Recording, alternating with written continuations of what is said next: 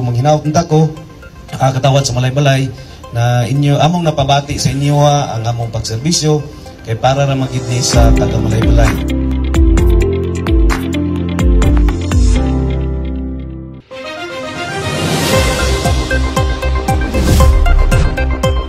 Maayad hal daw kini si Daphne Madrid para sa Malaybalay News Update sa syudad sa Malaybalay. City Government of Malaybalay turnover ceremony of heavy equipment vehicles gipaligayon. Pangunahan sa lokal nga pangagamhanan ang turnover ceremony sa mga heavy equipment vehicles alang sa mas epesyente o epektibong serbisyo sa katawhan.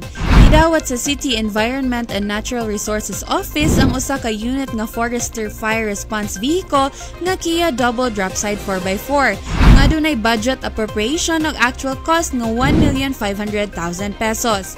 Kini nga kagamitan magamit alang sa mas paspas nga pagresponde sa mga insidente sa sunog o guban pang emerhensya nga may kalabutan sa kinaiyahan. We would like to sincerely express our gratitude to our city mayor and to all our officials, to the CDRRMF Council, to Sir Alan Comiso, and to everyone for giving us the Forest Firefighter Response Vehicle. We will take care of it. Samtang ang City Engineer's Office nakadawat og usa ka brand new crawler excavator nga dunay hydraulic breaker line Caterpillar 320GX ug usa ka brand new motor grader Caterpillar 12GC. Ang budget appropriation alang sa maong mga kagamitan mikabat sa 16,400,000 pesos. Apan ang aktual nga gasto mikabat lamang sa 16,345,000 pesos. Busa nakatigom ang syudad og 55,000 pesos. Ang maong pondo nagikan sa Local Disaster Risk Reduction and Management Fund.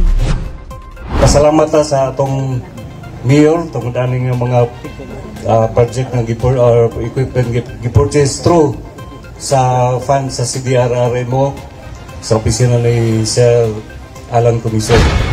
Matud pa ni Mayor Warren Pabiliaran nga hinaot ang maong mga kagamitan magmalongtaron ug daghan pang makapahimulos nga residente sa Malaybalay. So I know, kaning duha ka heavy equipment, dako ginig ikatabang sa mga taga layo na mga barangay diri sa Malaybalay. So karong panahon na magpasalamat kita at the start of the year, February pa, na iniabot nato na duha ka equipment, dako gini siya ikatabang. I hope this equipment would last long. Daghan pa na mga taga Malaybalay na magapahimulos. Kung manghinaot nta ko, nakakatawad sa Malaybalay, na inyo among napabati sa inyo ang among pagserbisyo kay para ra magidni sa taga Malaybalay. Dako kini nga kausaban alang sa syudad nga nagpakita sa padayon nga pagpaningkamot sa lokal nga pangagamhanan sa pagpalambo sa serbisyo publiko. Para sa turnover of infrastructure sa Barangay 9, aniya si Rhea Garcia para sa dugang detalye. Gi-turnover usab sa maong adlaw ang concreting of roads sa Purok 5, Barangay 9 nga adunay budget appropriation nga 6 million pesos apan pinaagi sa insaktong procurement process aduna lamang kini actual project cost nga nikabat og 5,416,032 pesos and 23 centavo.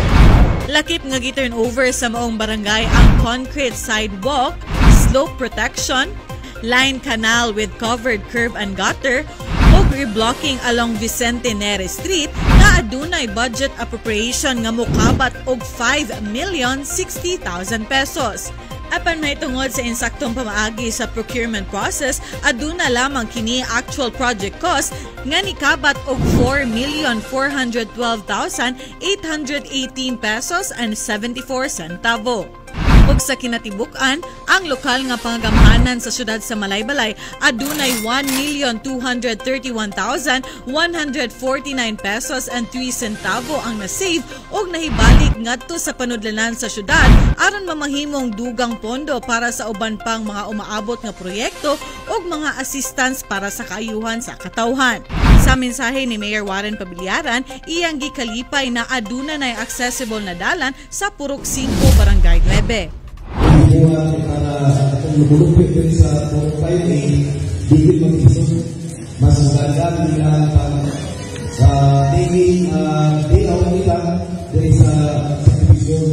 Kaya digit na rin po, untol-untol dili sa Estado. kay madugay sa magulang na bigyan pa. So kali nasa City Government of Malaybalay na nasilin ko siya. Apil ko itong dito sa Ministry na naglasal ang dalan ang mga bata dito po yung kalantayan. Kaya wala sa ito sa una. So delikado yung kayo na sa kandari ko na nadalang na tumutihog na higayo ato 46 Street. So at least po tayo na itong slot dito. Ang ngayon ito kaya delikado yung mga tambunan.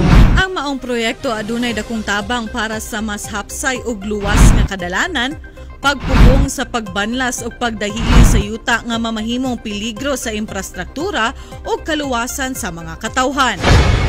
Og mao kato ang update karong adlaw sa dugang pang mga balita, mamahimo nga i-follow, i-like ang official Facebook page ug i-subscribe ang YouTube channel nga Mayor Warren Pabiliaran.